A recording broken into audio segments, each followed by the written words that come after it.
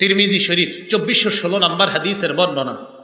ক্বালা রাসূলুল্লাহ সাল্লাল্লাহু আলাইহি ওয়াসাল্লাম, নবীজি বলেন, লা তাজুলু কদামা ইবনি আদম হাত্তা ইউসআলা আন খামস, বনি আদমের দুই পা নড়বে না কিয়ামতের ময়দানে 5 প্রশ্ন করার আগ পর্যন্ত। বলেন কয় প্রশ্ন? 1 নাম্বার আন উমরিহি ফিমা আফনা, জীবন কোন কাজে কাটাইছেন। 2 নাম্বার আন শাবাবিহি ফিমা আবলা, যৌবন কোথায় নষ্ট করছেন। রাত 12টার পর দরজা লাগিয়ে মোবাইলটা সামনে নিয়ে যৌবন কি নষ্ট করেছেন কিনা, কিয়ামতের মাঠে এটার হিসাব দিতে হবে। 3 নাম্বার ওয়ান মালিহি মিন আইনা ইকতাসাবা, এটা বুঝেন, সম্পদ কোন পথে কামাই করেছেন, হালাল পথে কিনা। 4 নাম্বার ওয়া ফিমা আনফাকা, কোথায় ব্যয় করেছেন, হালাল পথে কিনা, এই জায়গাটা একটু বুঝতে হবে। 3 নাম্বার সম্পদ হালাল পথে কামাই করেছেন কিনা।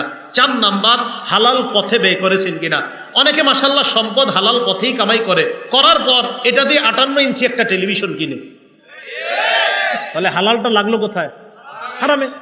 তাহলে হালাল পন্থায় টাকা কামাইলেন আপনি, কামাই করার পর আপনি এবার এই হালাল টাকা দিয়া বিশাল বড় একটা স্ক্রিনের ব্যবস্থা করলেন সিনেমা দেখার জন্য, তাহলে টাকা কোথায় লাগাইলেন? এটার জবাবদিহিতা করতে হবে। তো 3 নাম্বার হালাল পথে কামাইছেন কিনা। 4 নাম্বার হালাল পথে ব্যয় করেছেন কিনা। 5 নাম্বার ওয়ান ইলমিহি ফিমা বিমা যা আমিলা ফিমা আলিমা, আপনি যা জানলেন সেই অনুযায়ী আমল করেছেন কিনা, এটা কিয়ামতের মাঠে জিজ্ঞাসা করা হবে।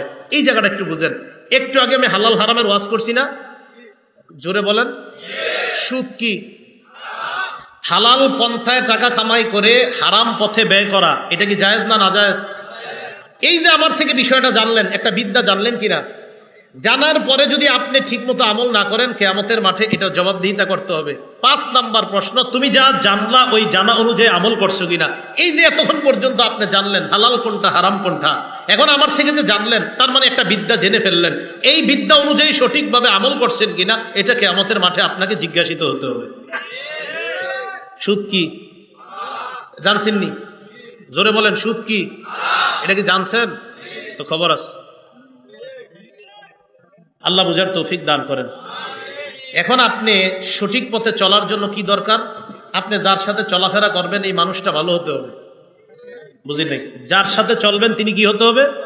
তিরমিজি শরীফ 2378 নম্বর হাদিস।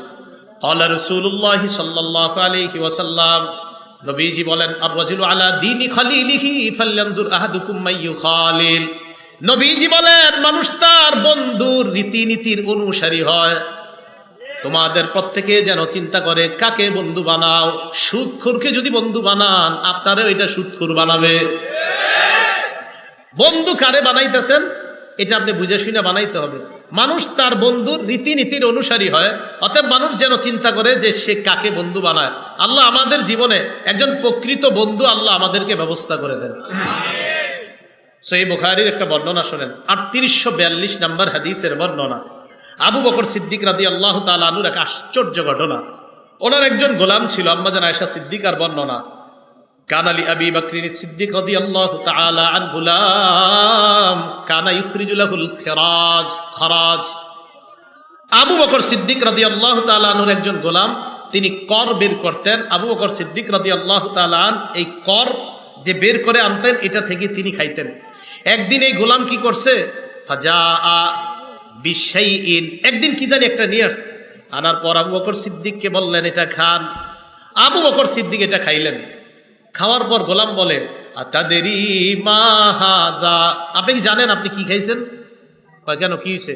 কয় কুনতু তাকাখানতু ফিল জাহিলিয়া, আমি জাহিলি যুগে গণনা করতাম, ভাগ্য গণনা করতাম। কি গণনা করতাম? ভাগ্য।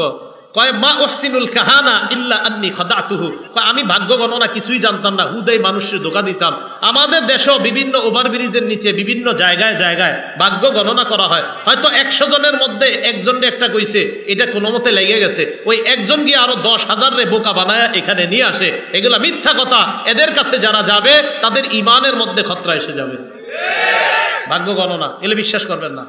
তো উনি বলেন, আমি মানুষের ধোঁকা দিতাম, হুদাই আমি ভাগ্য গণনা করতে পারতাম না। তো কি হয়েছে? আমি যার ভাগ্য গণনা করছি জাহিলি যুগে, এরকম একজনের সাথে আমার দেখা হয়ে গেছে আজকে, উনি আমাকে এইগুলা দিছে, আমি আপনারে নিয়ে আসলাম আপনার কাছে। ওই ভাগ্য গণনার যে পারিশ্রমিক, এই পারিশ্রমিক আপনার কাছে আনছি, এটাই আপনি খাইছেন। আবু বকর সিদ্দিক কয় সর্বনাশ, ফাআদখালা ইয়াদাহু, মুখে হাত ঢুকাইছে, ফাকাআ কুল্লা শাইইন ফি বাতনিহি, পেটে যা ছিল মুখে হাত ঢুকায়া সব বমি করে ফেলায় দিছে।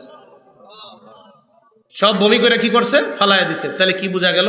হারাম ওনার পেটে ঢুকবে আবু বকর সিদ্দিক রাদিয়াল্লাহু তাআলা আনহু, এটা উনি সহ্য করলেন না, এটা উনি বরদাস্ত করলেন না। এই জন্য আমার আপনার চ্যালেঞ্জিং হলো হালাল গ্রহণ করা, হারাম থেকে বেঁচে থাকা। বলেন কি গ্রহণ করা? হালাল গ্রহণ করা, হারাম থেকে বেঁচে থাকা। তাহলে আমরা হারাম থেকে বেঁচে থাকবো তো ইনশাআল্লাহ, হালাল খাদ্য গ্রহণ করবো তো ইনশাআল্লাহ। আজকে থেকে আমরা সুদী ভয়ঙ্কর, বর্তমানের সবচেয়ে ভয়ঙ্কর একটা অপরাধের নাম হলো হারাম খাওয়া। এই হারাম খাওয়ার মধ্যে একটা হারাম হলো সুদ খাওয়া। বলেন কি খাওয়া? আল আদাবুল মুফরাদের 8 নম্বর হাদিস, একজন ব্যক্তি, বিখ্যাত ব্যক্তি তাবি, তার নাম কয়সালা ইবনে মাইয়াস।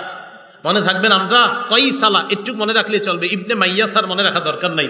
কয়সালা ইবনে মাইয়াস, তিনি বলেন, কুনতু মান নাজদাত, আমি যুদ্ধ বিগ্রহে থাকতাম, ওয়াকাদ আসাবতু যুনুবান লা আরাহা ইল্লা বিনাল কাবাইর, আমি কিছু গুনাহ করছি, এই গুনাহগুলো আমার কাছে কবিরা গুনাহ মনে হয়েছে।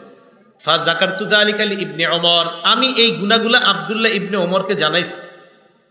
আব্দুল্লাহ ইবনে ওমর জানার পর বললেন, কি কি গুনাহ করছো বলো। তো আমি বললাম কাজা ওয়া কাজা, ওই গুনাহ। ইবনে ওমর বললেন, লাইসাত হাযিহি মিনাল কাবাইর, তুমি যে গুনাহের কথা বলছো এগুলা কবিরা গুনাহ না। প্রধানত প্রধান কবিরা গুনাহ অনেকগুলা, এর মধ্যে উল্লেখযোগ্য প্রধান কবিরা গুনাহ 9টা। বলেন কয়টা? এটা ইবনে ওমরের বক্তব্য রাদিয়াল্লাহু তাআলা। তিনি বলেন, 1 নাম্বার শিরকু বিল্লাহ, আল্লাহর সাথে শিরিক করা। 2 নাম্বার ওয়াকাতলু নাসামা, নর হত্যা করা, মানুষ হত্যা করা। 3 নাম্বার ওয়াকসফুল মুহসানা, সতী সাদী কোনো নারীর উপর মিথ্যা অপবাদ দেওয়া। 4 নাম্বার ওয়াকলুর রিবা, সুদ খাওয়া। 5 নাম্বার ওয়াকলু মালিল ইয়াতীম, এতিমের সম্পদ অন্যায়ভাবে ভক্ষণ করা। কি করা বলেন তো? এতিমের সম্পদ অন্যায়ভাবে ভক্ষণ করা। 6 নাম্বার ওয়াল ফিরারু মিনাজ জাহফি, জিহাদের ময়দান থেকে পলায়ন করা। 7 নাম্বার ওয়া ইলহাদুন ফিল মসজিদি, মসজিদের মধ্যে ধর্মদ্রোহী কাজ করা। 8 নাম্বার আল্লাযী ইস্তাসখিরু, ধর্ম নিয়ে উপহাস করা।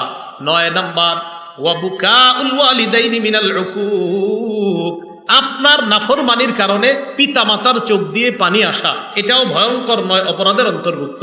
আপনি খারাপ আচরণের কারণে পিতা মাতার চোখ দিয়ে পানি আসা। এই 9টার মধ্যে আকলুর রিবা, দেখেন সুদ খাওয়া আছে। বলেন সুদ খাওয়া আছে? তাহলে সুদের কথাটা এইখানে আনলেন। সহিহ বুখারী 766 নাম্বার হাদিস, সেখানে রাসূল সাল্লাল্লাহু আলাইহি সাল্লাম বললেন, ইজতানিবুস সাবআল মুবিকাত, 7টি ধ্বংসাত্মক অপরাধ থেকে বাঁচো। এর মধ্যে রাসূল সাল্লাল্লাহু আলাইহি সাল্লাম 4 নম্বরের সিরিয়ালে আকলুর রিবা, সুদ খাওয়ার কথা আনছেন। কি খাওয়া বলেন তো? সুদ খাওয়া। তাহলে সুদ এটা ভয়ঙ্কর অপরাধ, এটা হারাম খাদ্যের মধ্যে একটা ভয়ঙ্কর হারাম হলো সুদ খাওয়া। আল্লাহ আমাদের এই পুরা সমাজকে সুদ মুক্ত একটা সমাজ যেন সবাই মিলেমিশে আমরা সবাই গঠন করতে পারি, আল্লাহ তৌফিক দান করেন। আমরা কেউ উঠবো না, মেহরবানি করে হযরত আসবেন, নসিহত পেশ করবেন এবং আখিরি মুনাজাত করবেন। কেউ উঠবো না, ছাত্ররা যে যেখানে আছেন সবাই আমরা যে যা পারি মাদ্রাসার জন্য দান করি। সবাই রুমাল নিয়ে যাই। ছাত্ররা যে আছেন, যেখানে আছেন আপনারা রুমাল নিয়ে যান সবার সামনে। হুজুর আসবেন, আলোচনা করবেন।